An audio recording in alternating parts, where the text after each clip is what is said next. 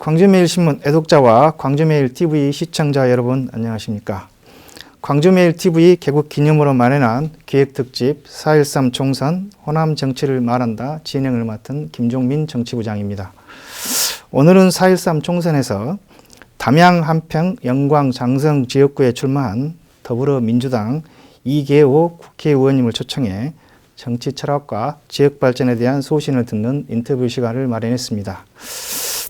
안녕하십니까, 의원님. 오랜만입니다. 반갑습니다. 예. 재선 도전이십니다. 예. 출마 의견을 먼저 좀 들려주십시오. 예, 뭐 정치한 지는 뭐 불과 한 4년밖에 안 됐는데, 그 사이에 선거를 3번째 치르면서 재선이 됩니다. 그동안 제가 정치를 하면서 변함없는 목표는 또 슬로건은 가슴 따뜻한 정치입니다. 그리고 다 함께 잘 사는 세상을 만들어 나가자는 그런 꿈을 가지고 정치에 입문을 했고 또 지금까지 의정활동을 해왔다고 생각을 합니다.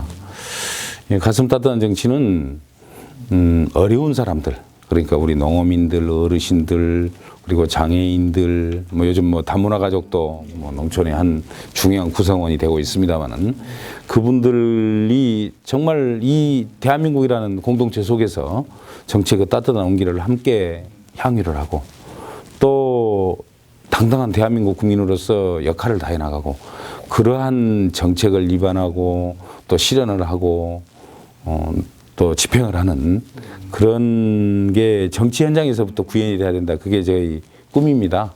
그러면 뭐 다 함께 잘 사는 세상이 되겠죠. 지금까지 뭐 여러 가지 법안도 내보고 정책도 제안도 해보고 했습니다만은 제가 지금 이 19대 보궐선거를 통해서 국회에 들어가 가지고 의정활동 한 게 한 1년 7개월 됩니다. 좀 짧죠. 그래서 해야 될 일이 좀 남아 있습니다. 다시 재선에 출마하게 됐고 제 지역구 담양, 한평, 영광, 장성 대단히 넓은 지역구입니다만은 부지런히 뛰면서 지금까지 노력했던 그 성과를 지역구민들께 알려드리고 또 앞으로 해야 될 일들 약속도 드리고 그러면서 최선의 노력을 다하고 있습니다. 지난 2014년 730 재보궐 선거에서 81.3%라는 전국 최고 득표로 당선이 되셨습니다. 4년보다 알찬 1년 7개월을 보냈다 이렇게 말씀하셨는데 기억에 남는 일은 있으신지 들려주십시오. 우선 뭐 정책과 법안 뭐 여러 건 냈고요. 뭐 100건 이상 법안을 내 가지고 12건이 이제 실제 가결이 됐습니다. 대표적인 거 몇 개만 말씀드리면 그 농촌에 보면 이제 농막이라고 있습니다. 원두막이나 뭐 컨테이너를 세워가지고 농사 지을 때 좀 관리사로 쓰지 않습니까? 그걸 하려면 지금까지는 인접해 있는 곳에 2m 이상의 도로가 있어야 되더라고요. 그 말도 안 되는 얘기죠. 이 농촌 이 논 옆에 무슨 2m 이상의 도로가 어떻게 있을 수가 있습니까? 현실적으로. 그러니까 다 불법으로 한 거죠. 그 규정, 그 제안을 제가 철폐를 했습니다. 그렇게 해서 어디든지 논이 있고 밭이 있는 곳에는 자유롭게 농막을 지을 수 있도록 그렇게 법안을 내놓고 또 지역구에는 제가 지역구가 좀 넓다는 말씀을 드렸는데 담양, 한평, 영광, 장성 4개군입니다. 그 오랫동안 묵혀왔던 지역 수건 사업들이 있습니다. 꼭 해결하고 싶은데 못했던 일들. 예를 들면 영광 같은 경우에 영광 원전에서 이제 지방세를 군에 냅니다. 군이나 도에 내는데 그게 생각보다 제가 볼 때는 적어요. 그걸 세율을 2배로 올려가지고 연간 영광군의 경우에 150억씩 지방세를 납부를 했는데 이제 작년부터 300억씩 납부를 해야 됩니다. 그것도 뭐 지역이 오랜 동안 수건이었는데 뭐 제가 국회 가자마자 해결을 했고요. 한평 같은 경우에는 이제 국도 24호선이라고 해서 한평 중앙을 관통하는 이제 국도가 있습니다. 한평 대동에서 해보까지 이어지는 이제 국도인데 국도 24호선이 굉장히 의미를 갖는, 말하자면 저기 신안에서부터 저 울산까지 가는 국도인데 그 중에서 전남 구간에 유일하게 2차선으로 꼬불꼬불한 뭐 아주 이 경사가 심한 구간으로 돼 있는 그 구간이 바로 한평 구간입니다. 그래 지금까지 수십 년간 계속해서 건의하고 뭐 또 요청하고 심지어는 뭐 정부 당국에 올라가 가지고 막 그 집단 뭐 건의도 하고 이렇게 했는데 해결을 못했습니다. 다행히 제가 가자마자 저도 제 공약이기도 합니다만은 가자마자 국도 24호선 확포장 지금 지난 3월 초에 정부에서 계획으로 확정이 돼서 금년에 기본 설계를 합니다. 그러니까 사업이 이제 진행 해결을 했고요. 장성의 경우에는 이제 아주 묵은 그 민원이 어떤 게 있었냐면 장성에 천연 잔디 유명하지 않습니까? 잔디를 이제 출하를 하려면 잔디를 이제 떠내야 됩니다. 그럴 거 아닙니까? 떠내서 이제 포장을 해서 이제 보내는데 보수를 해가지고 이게 이제 잔디밭이 거의 뭐 20년 이상 이제 계속 지속돼 왔잖아요. 그러면 잔디를 한번 떠낼 때마다 흙이 2, 3cm씩 이렇게 이제 같이 딸려오는 게 이게 2, 30년 하니까 이제 1m씩 논들이 다 꺼져 있는 겁니다. 잔디밭이. 비 오면 어떻게 되겠습니까? 비 차지. 물이 차가지고 뭐 잔디 그 주변 썩게 만들지. 잔디도 품질이 떨어지고. 그래서 이것 또한 10년 이상을 계속해서 그 복토를 좀 해달라. 건의를 했는데 그렇게 정부 당국이 특정 시군에 해당되는 일이라 해가지고 안 되더라고요. 제가 부지사 때도 그 건의가 올라온 걸 봤습니다. 제가 국회 가가지고 정말 어렵사리 작년에 25억 국비 예산을 확보해가지고 지방비 25억을 합쳐서 지금 복토가 지금 진행 중에 있습니다. 담양은 뭐 여러 가지 현안이 있습니다만 그 중에 가장 오래된 현안이 담양 무정면에서 옥과까지 가는 국도. 그것도 24호선입니다. 그게 이제 이 상당히 구곡 구간이 많은데 그 사업도 이제 그 선형 개량 사업으로 해서 확정이 돼가지고 현재 지금 그 보상과 측량을 하고 있습니다. 이렇게 지역의 묵은 어떤 민원들을 해결하고 또 아까 말씀드렸던 것처럼 뭐 국회의원은 결국 법안을 통해서 의정 활동을 하고 또 국민들에게 메시지를 전달한다고 생각을 합니다. 그런 일을 열심히 해왔다고 믿고 있습니다. 지금 전남 도당 위원장까지 맡고 계십니다. 예, 책임감이 적지 않을 것 같습니다. 그렇죠. 우리 이제 도당 위원장이 되니까 뭐 갑자기 됐습니다만은 지금 어려운 시기에 이제 맡게 돼서 뭐 책임감이 무겁습니다. 뭐 제 지역구 선거도 잘 치러야겠습니다만은 우리 전남 도내 또 전부 10개 지역구에서 우리 당 그 공천 후보들이 다 선전을 해야 되기 때문에 도당 입장에서 지원하고 뒷받침하고 또 필요하면 함께하고 해야 될 일이 많습니다. 또 위원장으로서 필요하면 뭐 저도 바쁩니다만은 또 다른 후보들 지원도 좀 해야 되고 또 아시는 것처럼 저 우리 당의 원로들이 이번에 공천이 많이 탈락이 됐고 또 뭐 탈당한 분도 계시고 이렇게 해서 이 당의 소위 그 이제 중진들이 많이 줄었습니다. 그러다 보니까 초선 의원인 제가 그 어이없게도 그냥 도당 위원장으로서 그 역할을 해야 되는 그런 상황이 됐습니다. 그래서 뭐 다른 지역에도 틈나는 대로 열심히 지원 활동하고 있습니다. 국민의당 창당과 더불어서 흔들리던 더불어민주당이 이제는 안정을 좀 찾은 것 같습니다. 지도부 교체 및 새 인물 영입이 효과를 보고 있는 것 같다는 평가가 나옵니다. 국민의당과 호남에서 경쟁을 하고 있는데 승리할 수 있겠습니까? 네, 승리해야죠. 승리할 수 있다고 보고요. 승리해야 된다고 봅니다. 물론 지금 현재 우리 당이 부분적으로 그 새로운 당에 조금 열세인 지역도 있다고 듣고 있습니다. 그러나 시간이 가면서 정말 이 지역의 혼을 담고 또 이해를 대변하고 그러면서 우리 호남 지역민들의 오래된 참 염원이고 소원인 정권 교체를 이룩할 수 있는 당이 어느 당인지 아마 명확하게 아실 겁니다. 그래서 시간이 가면 갈수록 결국은 우리 지역 유권자들께서는 현명하십니다. 그렇기 때문에 그러한 염원을 실현할 수 있는 정당 또 염원을 실현할 수 있는 역량을 가진 정당 그 정당을 선택할 것이다. 그 당은 당연히 기호 2번 더불어민주당이라고 믿고 있습니다. 앞서 언급하셨습니다마는 20대 총선에 임하는 당의 가장 큰 공약은 정권 교체를 할 수 있다라는 확신을 드리는 것이라고 생각한다라고 말씀하셨습니다. 저는 호남의 우리 유권자들께서 최근에 그 당시 새정치민주연합에 대해서 아주 가차없는 비판과 회초리를 들으셨습니다. 그 가장 큰 이유, 그렇게 할 수밖에 없었던 이유는 저는 우리 당이 이 거듭된 선거에서 패했고 패하면서도 다음 선거에서 이겨내갈 수 있는 역량을 갖추기 위한 노력도 게을리하면서 또 반성도 하지 않고 심지어는 특정 계파의 어떤 패권주의에 휩싸여 가지고 당 운영이 엉뚱한 방향으로 흘러가고 뭐 그러한 것들이 대단히 큰 실망감을 주었기 때문에 그랬을 거라고 봅니다. 그러나 기본적으로 그 속에서도 새롭게 변하기 위한 노력은 지속적으로 해왔습니다. 이제 그 결실을 맺고 있다고 생각을 합니다. 이제 서서히 새로운 지도부가 교체가 되고 뭐 아시는 것처럼 보도를 통해서도 나왔습니다만은 특정 계파의 패권주의는 이미 사라졌습니다. 뭐 지금 특정 계파 이번에 공천 과정을 통해서도 많은 분들이 탈락을 하고 또 정치 현장을 떠날 수밖에 없는 그런 상황이 되고 있습니다.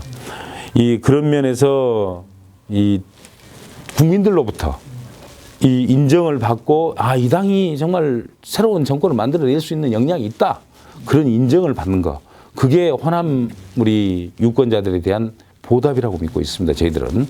그래서 공약도 정권 교체의 믿음을 드리는 거. 그게 가장 큰 공약이다. 저는 그렇게 말씀을 드리고 있고요. 또 이러한 노력을 토대로 해서 이번에 우리 광주 전남의 우리 유권자들께서 더불어민주당에 표를 몰아주시면 그렇게 될 겁니다. 저는 이번에 총선에서 뭐 일정한 정도 성과를 거두면 그 힘을 바탕으로 야권이 다시 뭉칠 수밖에 없을 거고 또 그런 뭉쳐진 힘을 바탕으로 해서 내년도 대선에서 틀림없이 승리할 수 있을 것으로 그렇게 확실한 믿음을 가지고 있습니다. 앞서 국민의당 한상진 창당준비위원장님이 이승만 국부 발언을 하셨습니다. 이에 대해서 호남 지역 내에서도 비판 여론도 상당히 컸었던 것 같은데요. 굉장히 중요한 의미가 있는 발언이었다고 믿습니다. 저는 그 발언을 보고 한상진 위원장 그분에 대해서도 마찬가지지만 그분과 함께하는 어떤 정당에 대해서도 굉장히 실망을 많이 했습니다. 왜 그러냐면 이승만 대통령을 국부로 보면 물론 이승만 대통령이 공과가 있으신 분입니다. 우리 정부를 수립을 하셨고 또 그러지만 독재를 해서 국민으로부터 이 규탄을 받고 하야를 하셨던 분 아닙니까? 그리고 공과가 같이 있는 분인데 그분을 국부라고 본다면 굉장히 그건 중요한 의미를 갖습니다. 왜 그러냐면 이승만 박사께서 하셨던 가장 큰 업적이 1948년 8월 15일 날 대한민국 정부를 수립한 일입니다. 근데 그것을 대한민국 정부 수립일을 건국일로 바꾸자는 얘기하고 똑같습니다. 건국일로 바꾸면 건국 아버지 국부가 되지 않겠습니까? 근데 건국일로 보면 그게 어떤 의미를 갖냐면 그럼 조선왕조가 1910년에 이제 망했단 말입니다. 그럼 그 사이에 일제 이제 36년이 이제 엄연히 존재합니다. 그리고 그 후에 이제 해방공간을 거쳐가지고 48년에 이제 정부가 수립이 됐는데 거기를 건국으로 보면 그럼 일제 36년과 그 구간은 뭐 어떻게 해석을 해야 됩니까? 그래서 일제 36년이 조선 총독부 시대로 바뀌는 겁니다. 그럼 조선 총독부에 부역을 하고 또 그러면서 우리 독립투사들을 탄압하고 뭐 심지어는 일본의 그 침략주의에 협조를 했던 소위 반민족주의자들, 친일파들이 면죄부를 모두 받게 됩니다. 그럼 그분들은 어떤 지위를 갖게 되냐면 그 후에 이제 우리 한때 군사 독재 시대가 있지 않습니까? 군사정부 시절, 박정희 정권 때나 전두환 정권 때 그때 공무원들하고 똑같아요. 이 통치하는 기구에 정당한 기구에 종사했던 공직자가 되는 겁니다. 그럼 친일파들을 다 면죄부를 주는 건데 얼마나 중대한 의미입니까? 그래서 저는 그때 실망한 게 그러한 의미를 모를 뿐이 아닌데 왜 그런 얘기를 했을까? 그것은 당연히 상당한 의도를 가지고 한 얘기다. 그래서 지금도 그런 주장을 하는 분들이 있습니다. 우리나라에. 소위 그 뉴라이트 계열에. 그런 분들이 있는데 그건 굉장히 심각한 문제였다고 봤고요. 그러한 문제들을 우리 광주 전남의 현명한 지역민들이 모를 리가 없습니다. 그 깊은 의미를. 그래서 그때 분노를 하셨던 거고 그 이후에 그분들의 그 당이 굉장히 내리막길을 걸었던 그런 현실을 우리가 분명히 보고 있지 않습니까? 네. 목포에 지역구를 둔 호남의 좌장격인 박지원 의원님이 탈당해서 국민의당에 몸 담으셨습니다. 고민도 컸을 것 같은데 끝까지 더불어민주당을 지키셨습니다. 예. 박지원 의원님하고는 뭐 국회에서도 제가 존경하는 선배님이시고 또 많은 정말 제가 도움도 많이 받았고 또 실제로 뭐 저에 대해서 많은 조언을 해주셨던 그런 분이신데 뭐 본인의 또 지역적인 어떤 여러 가지 여건 이것 때문에 이제 탈당을 하시고 또 뭐 그대로 무소속으로 계시는 줄 알았더니 이제 최근에 또 새로운 당에 입당을 하셨다는 소식을 들었습니다. 저로서는 대단히 아깝고 안타깝지만 그분이 그렇게 결정을 하신 건 나름대로 이유가 있었을 겁니다. 저는 뭐 그분이 그동안 줄기차게 야권의 대통합을 주장을 해 오셨기 때문에 특정 정당에 속하면서 그런 야권 대통합을 본인이 한번 몸소 실현하시겠다. 뭐 그런 큰 뜻이 있었을 거라고 기대를 하고요. 그런 와중에 이제 제가 이 더불어민주당 그대로 지켰던 이유는 저는 뭐 오랜 공직 생활을 했습니다만은 공직 생활 때부터 제 이 처신의 신조는 원칙과 정도입니다. 저를 공천을 주어서 국회의원을 만들어줬고 또 그 기간이 뭐 제가 정치를 한 게 불과 뭐 2년이 채 안 되는 기간인데 벌써 기간 중에 탈당을 해가지고 다른 당을 가고 또 그 당이 없어졌으면 모르는데 제가 속한 당이 그것도 아닌데 새로운 당을 골라가지고 둥지를 새로 틀고 참 저로서는 얼른 제 자신이 용납하기 어려운 그런 상황이었고요. 또 그 당은 가장 중요한 게 정체성이라고 생각합니다. 과연 제가 생각하는 정치 철학이 또 제가 걷고 있는 어떤 그 길이 그 새로운 당에 부합을 해야 되는 거 아니겠습니까? 아까 제가 그 이승만 국보론과 이 관련해서 말씀을 쭉 드렸습니다만은 뭐 그런 측면 그리고 이 소위 경제를 보는 어떤 시각적 차원에서도 관점의 차이도 저하고 컸습니다. 저는 기본적으로 대한민국 경제는 정말 이 경제의 민주화를 토대로 해서 새롭게 다 함께 어려운 사람들까지 함께 경제 주체로서 역할을 다해 나가는 그래서 정말 다 함께 잘 사는 그런 나라를 만드는 게 지금 필요한 시점이고 시대정신이라고 믿고 있습니다. 근데 그런 측면에서 뭐 성장에 우선을 둔다거나 재벌의 글로벌화를 뭐 최우선적인 어떤 그 경제 정책의 가치로 둔다거나 그런 쪽에 제가 합류하기는 어려웠고요. 저는 지금도 뭐 제가 지켜왔던 그런 정도와 원칙의 길 그리고 제가 믿고 있는 어떤 다 함께 잘 사는 세상을 향한 정체성 뭐 이런 측면에서 제가 선택한 길이 옳았다. 저는 그렇게 확신하고 있습니다. 예비 후보로 등록하시고 경로당 뭐 상가 재래시장을 돌면서 각계각층의 지역민들을 만나 민심을 듣고 계십니다. 여론은 좀 어떤 것 같습니까? 당에 대한 여론 말씀이시죠? 예, 한때는 뭐 굉장히 반대 바람이랄까? 신당 바람이 많이 불더라고요. 저로서 굉장히 당황을 했고 또 제가 말씀드렸던 원칙과 정도 그리고 당 어떤 정체성이라는 측면에서 저하고 약간 각도가 다른 것에 대해서 새로운 당을 향해 가는 것이 쉽지 않은 일이었기 때문에 갈등도 많이 했죠. 고민도 막 컸고 요즘은 다행스럽게 제가 생각했던 어떤 그러한 방향으로 지역 분위기가 좀 바뀐 것 같습니다. 신당 바람 전혀 없다고 볼 수는 없지만 뭐 염려할 정도는 아니라고 보고요. 또 그래도 이 지역 그 지역민들의 가장 큰 염원은 누누이 말씀을 드립니다만은 정권 교체입니다.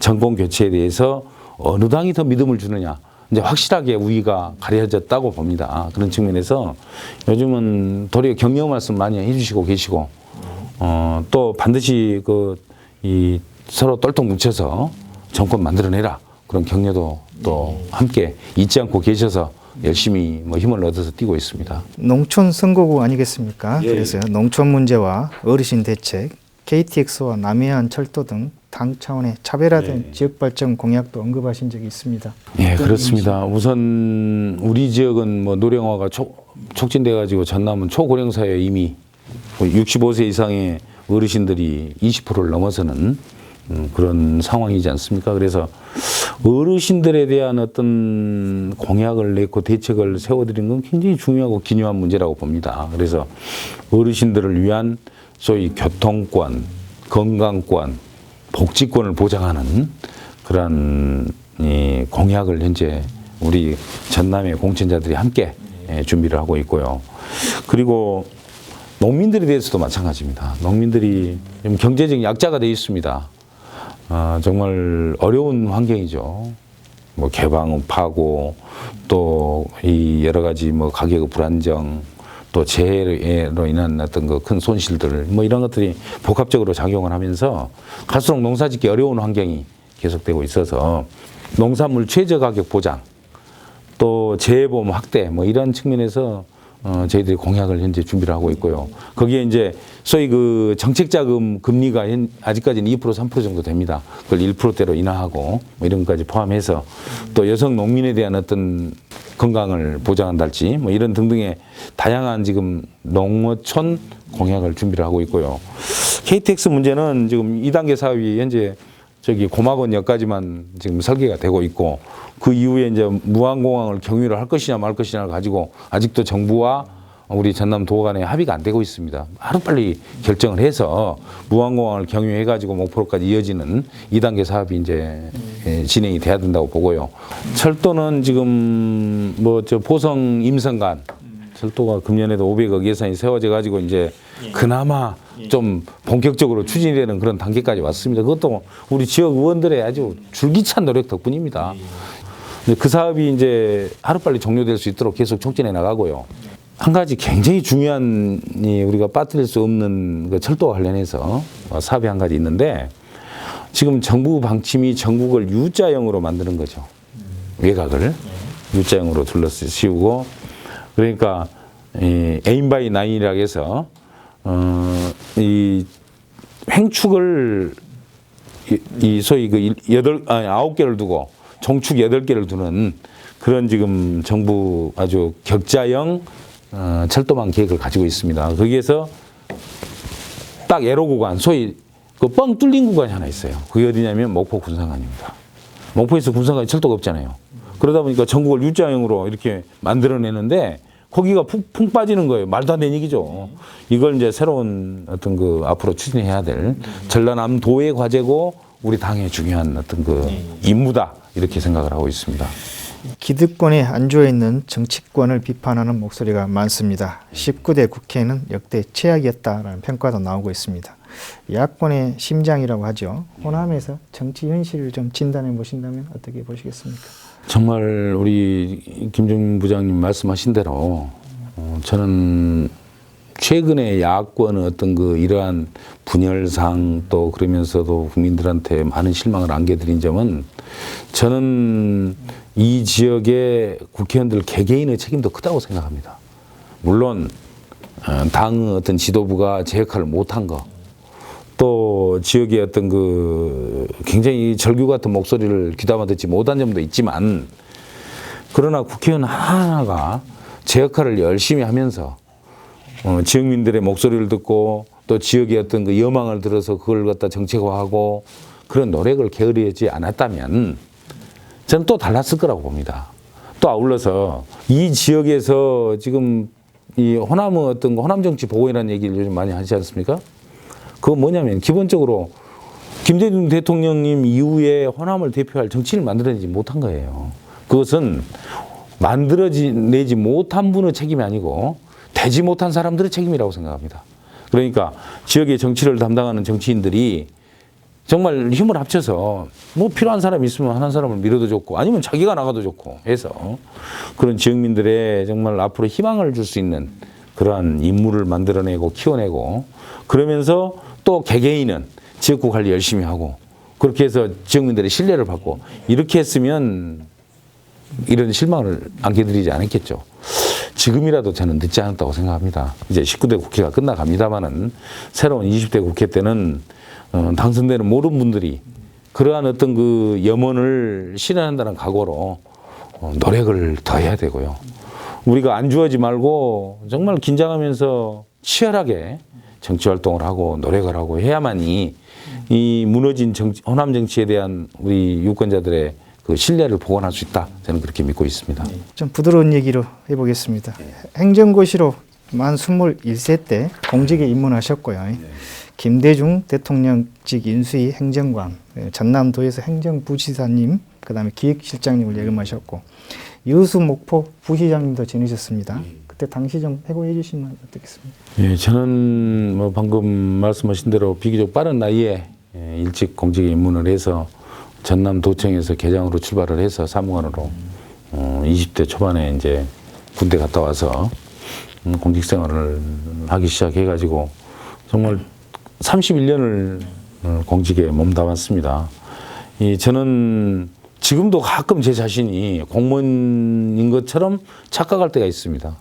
또 제가 그러면 내가 정치를 하는데 공무원이 아니고 이제 정치를 하는데 바뀌어야지라고 생각을 하는데 어느 순간 또 곰곰 생각해 보니까 그게 바뀔 수가 없는 일이더라고요. 그걸 공무원 때 가졌던 그런 생각과 철학과 자세를 하루아침에 바꾸면 지금까지 제가 31년 동안 살아왔던 인생을 제 스스로 부인하는 것처럼 되기 때문에 그걸 해 나가되 정치인으로서 소양을 더 갖추자. 뭐 이렇게 지금 저는 생각하고 있고요. 공무원은 제가 뭐 아까 쭉 그 열거를 해 주셨던 그런 자리에서 일을 할 때 뭐 각자 의미 있는 일들을 많이 했습니다. 예를 들어서 기획개장을 할 때는 남도학숙을 만드는데 제가 실무적으로 큰 역할을 해왔고 또 전남도에서 농정과장을 할 때는 우루과이 라운드 대책을 세우면서 농어촌 학생들이 지금 인류대학을 가려면 조금 여러 가지 혜택이 있지 않습니까? 그 혜택을 최초로 주장한 사람이 바로 저입니다. 제가 그래서 이 특례 입학제에 대한 제가 제작권을 가지고 있다 그런 얘기를 하는데 또 도의 기획관리실장을 할 때는 광주 전남 공동 혁신도시를 그 당시에 물론 이 박준영 전남지사님과 박광태 광주시장님이 적극적으로 의기투합하셔서 추진을 하셨지만 제가 실무적으로 기획관리실장으로서 역할을 했었고요. 저 중앙에 올라가가지고 이제 노사협력국장을 한 적이 있습니다. 노사협력관을 할 때는 제가 지금까지도 유일하게 한 번 있었던 전국의 공무원 노조와 대한민국 정부 간의 노사 교섭을 타결을 시켰습니다. 그래서 공무원 정년을 6급 이하든지 5급 이상이든지 똑같은 60세로 평등화를 했고 기능직들 그걸 일반직으로 기능직 공무원들을 일반직으로 또 전환을 하는 뭐 그러한 성과도 거두고요. 나름대로 공직 31년은 뭐 열심히 일만 한 정말 딴짓 않고 딴 생각 않고 일 외에는 해본 것이 없는 그런 31년이었다 그렇게 해오고 있습니다. 마지막으로 지역 주민들에게 한 말씀 들려주십시오. 우리 광주 전남의 유권자들께서 우리 야권에 대해서 질책을 하시고 회초리를 드셨던 깊은 뜻을 저희는 잘 알고 있습니다. 우리 광주 전남 지역민들이 특정 정당의 특정 후보에게 90% 이상의 몰표를 몰아주면서까지 정권이 바뀌고 그렇게 해서 우리 호남의 한을 풀고 우리 호남 지역민들의 염원을 해결해 주기를 소망했습니다. 그러나 우리는 그 염원에 또 열망에 보답을 드리지 못했습니다. 그러면 새롭게 자세를 바꾸고 반성을 하고 그렇게 해서 이길 준비를 해야 됩니다. 그러나 그렇지 못했기 때문에 우리에게 가차없는 회초리를 드셨던 것으로 저희들은 그렇게 믿고 있습니다. 그러면 이제부터 우리가 해야 될 일 너무 잘 알고 있습니다. 반드시 정권을 되찾을 수 있는 힘을 만들어내야 합니다.